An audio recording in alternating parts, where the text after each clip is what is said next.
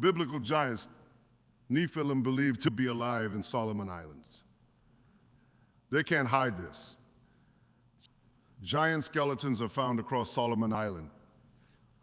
Island's residents reveal the hidden truths buried on the island. Evidence appears all around the world. People are terrified.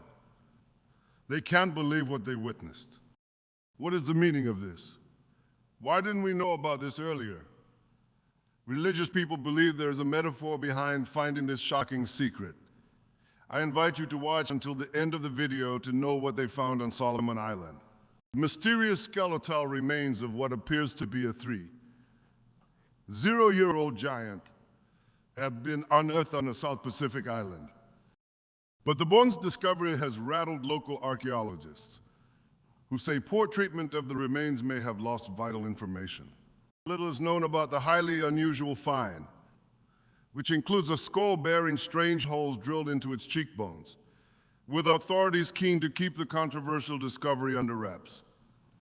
According to sources, the body, found at Lomavidi, an island to the north of here, predates European exploration of the Pacific, and it is believed the man was originally from the Solomon Islands. The body was discovered last week by a Solomon Islander from the University of the South Pacific, U.S., alongside examples of Lapita pottery. Artifacts created by a group of Melanesians believed to have been the founders of modern Polynesia. Measuring 9 meters, 6'6", the body is unusually large considering its age and origin. Pictures of its skull show the old cheekbones, a feature unseen in previous discoveries, according to Fiji Museum sources. The head of prehistory archaeology at the museum, Sepeti Matararba, said the discovery of the body and pottery was significant. As for the skeleton remains, I will still have to see it. It is a significant find for us. Studies done there now would enlighten us more on the early traveling habits in those times. We have found similar pottery on neighboring islands of the group. Once they're dated, we can know the exact patterns of living and the kind of activities during those early occupations. It is really very good news. But the skeleton has already caused controversy, with experts voicing concern over its treatment at the hands of cowboy archaeologists. One senior Fiji Museum source said a relocation of the remains may have destroyed vital information and museum experts should have been consulted earlier. These cowboy archaeologists, a bit like parachute journalists, are allowed such field trips, but by law, if they were to find something as significant as a skeleton, especially of the suspected period of existence, the museum must be informed, the senior official said. It is also only logical that our field staff, who are trained for such excavations, are informed of such developments, considering their skills and tools. Paramount, of course, is the creation and maintenance of our historical database. Patrick Nunny, the supervisor of the archaeological team analyzing the remains at USP, would not comment and said on Sunday, "We have decided to keep our find." The stories kept among residents.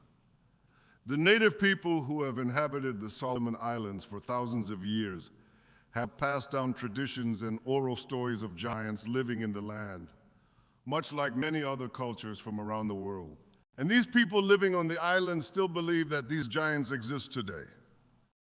The stories of the giants have many variations and interpretations, with some believing them to be benevolent creatures and others considering them dangerous. Some legends even describe giant creatures that hunt people lurking in the shadows and waiting to attack them. Marius Bourion is a researcher and the research director of Solomon Anthropological Expedition Trust Board Incorporated. He is one of the people involved in the investigation process regarding the true giants on the island. Bourion is based in Australia but lived and worked in the Solomon Islands as a helicopter pilot and engineer. He even married a Solomon native woman and became a citizen there. During his stay, he became familiar with the island's culture and traditions, including the stories about the giants in 2010. Bourion published the book Solomon Island Mysteries, which contains stories from the local people, including his wife. In his research, he discovered that giants were living on the islands and some were over 10 feet tall. He referred to these giants as Guadalcanal giants. They have long black, brown, or red hair, double eyebrows, red eyeballs, flat noses, and wide mouths. Marius writes that some of the giants were killing and stealing humans from their villages. He speaks of a huge rogue killer giant that attacked the indigenous people. Many warriors died trying to slay the giant before villages had to be moved to other parts of the islands to protect their people. The Solomon Island giants are said to have social structures, and there are possibly thousands of them that inhabit Guadalcanal. To this day, they use complex cave systems to pass from one side of the island to the other without ever having to see daylight. The discovery of Victor Berg, the appointed governor during German rule in the island, when he ventured into Nan Madol in 1907, he stumbled upon a sealed tomb that was believed to contain the remains of Pompey's ancient rulers.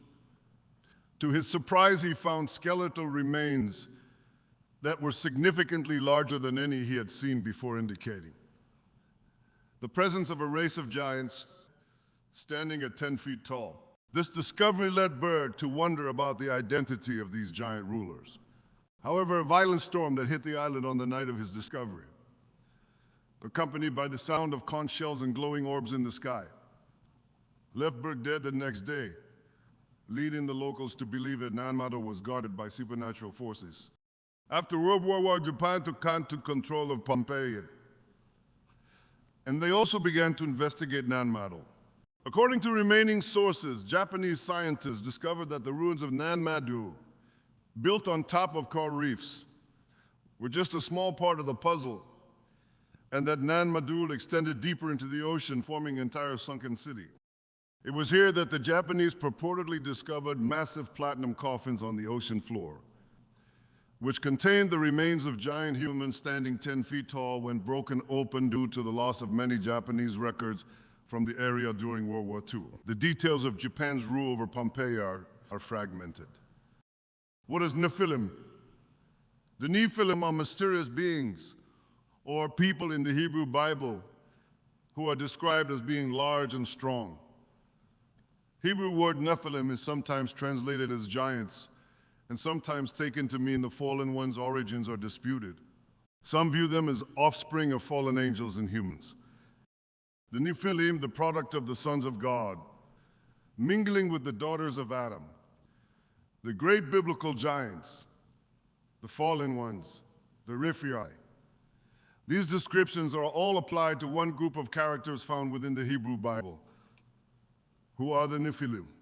From where do the heroes of old, the men of renown come?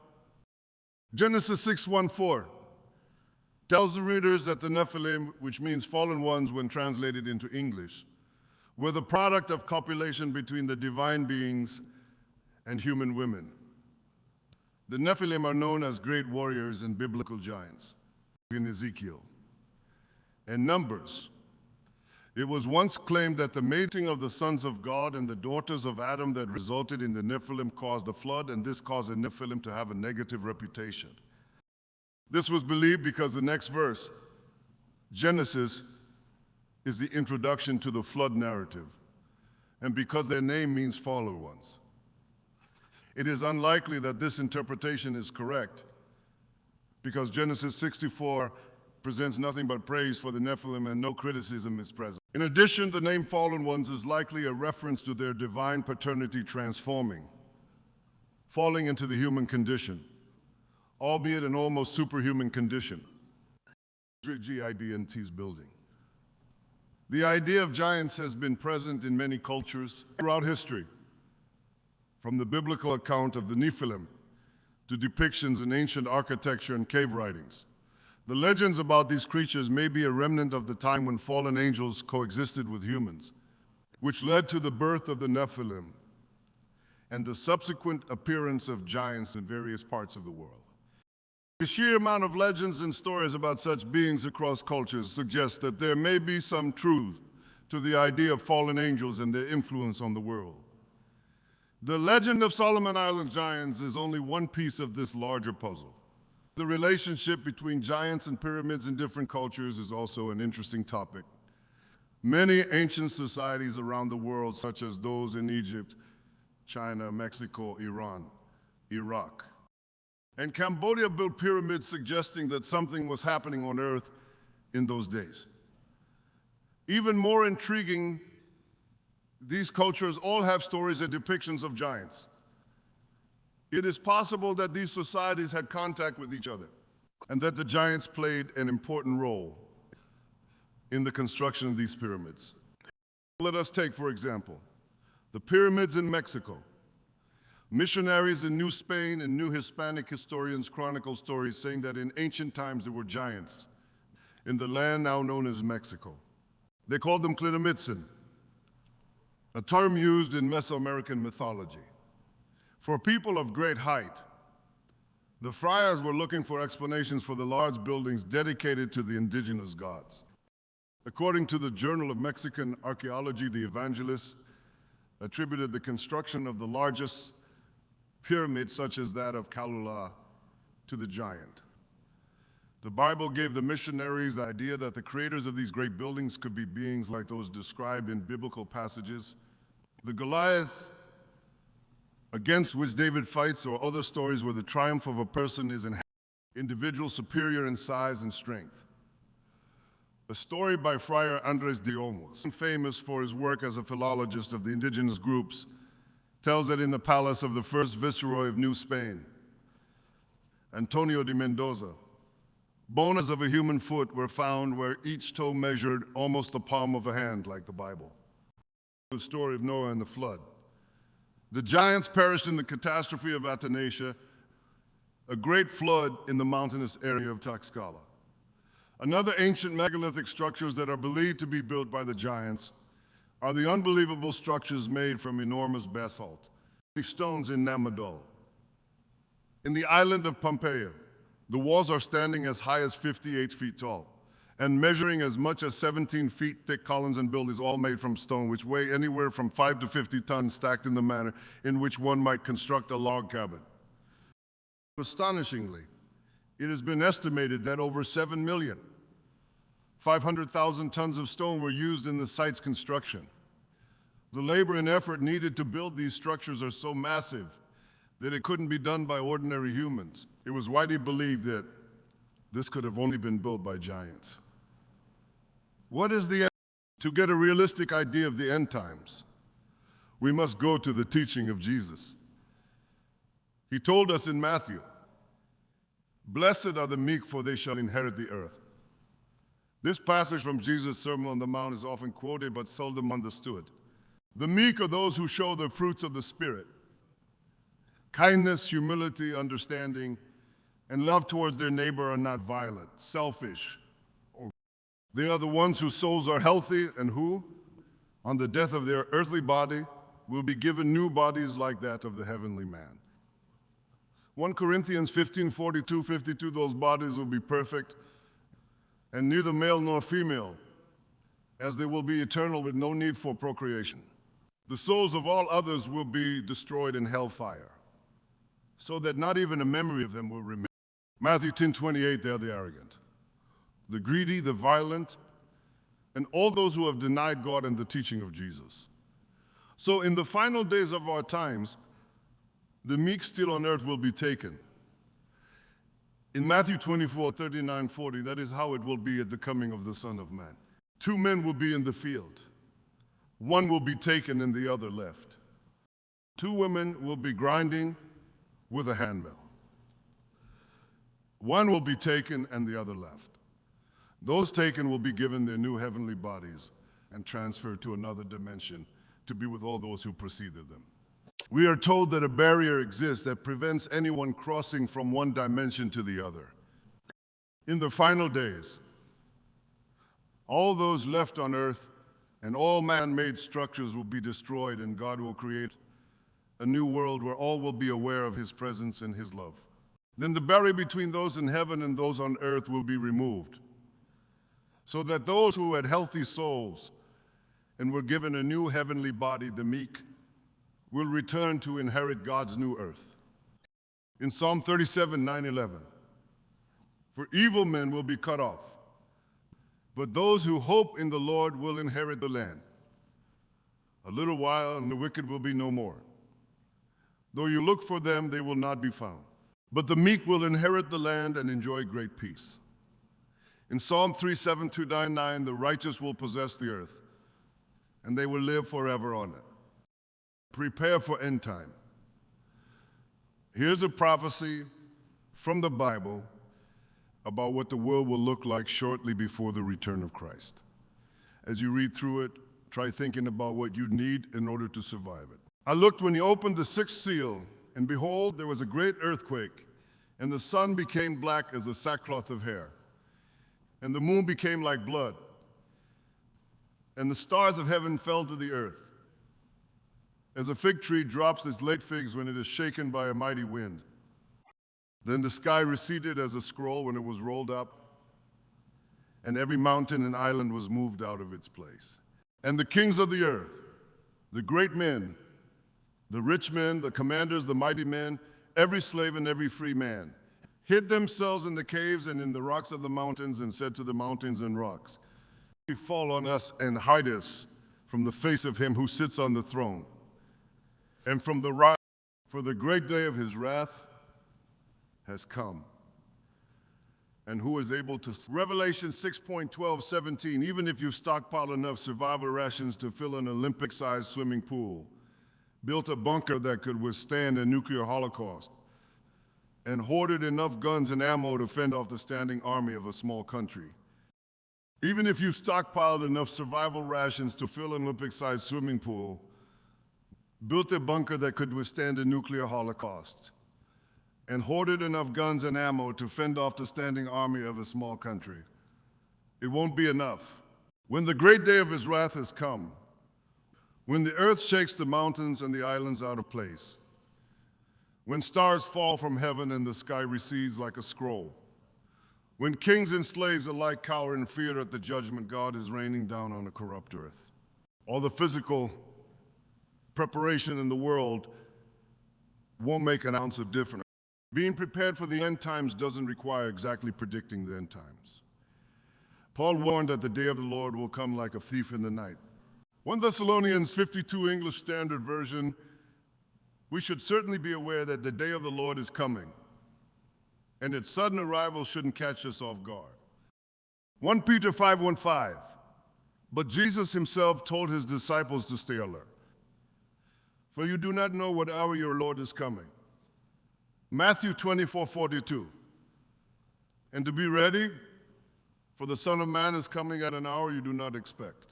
Verse 44, just like putting together a disaster supply kit, it's important to prepare before things get bad. And just as you can refer to a checklist to assemble your own kit, you can also refer to the spiritual checklist God has provided in order to prepare for these big end-time events. He has shown you. Oh man, what is good? And what does the Lord require of you but to do justly, to love mercy, and to walk humbly with your God, Micah 6. 8. That's a short checklist, but it takes a lot of time to tick those boxes. You can put a disaster supply kit together in an afternoon, but doing justice, loving mercy, and walking humbly are character, attributes that we can spend the rest of our lives refining and perfecting. God doesn't expect us to have perfected these attributes before the end-time events unfold. He just expects us to be diligently working on them. Every day gives us new opportunities to be doing just that. But the story doesn't end there. When God the Father and Jesus Christ set their plan in motion, they were not willing that any should perish, Peter. In the aftermath of the end-time events, the world's survivors will need leadership, compassion, and guidance. We will have the privilege of providing all those things as we reign with Christ for 1,000 years, Revelation 24, teaching the rest of humanity to build their own spiritual survival kits, to do justly, to love mercy, and to walk humbly with God. And one day, when the dead, small and great, verse 12, are returned to life and brought before God, we'll be there too, offering a hope for survival that stretches on into eternity. That's why we prepare for the end times, not to survive it physically, but because of the incredible future waiting for us on the other side of it. And in that beautiful future, there shall be no more death, nor sorrow, nor crying. There shall be no more pain. For the former things have passed away. Revelation 2:14. That's something worth preparing for. Dear Heavenly Father, you are the creator of all things and you sustain all of life. I come to you acknowledging that your will is best and that your plan is far greater than any I could ever ask for or imagine. Lord, I come to you with troubles that are weighing on my heart and the hearts of many believers. God, I know that you carry all burdens, and I ask that you share your yoke with us now during this difficult time. Amen. Thank you for watching. Stay tuned for more videos. You hear it.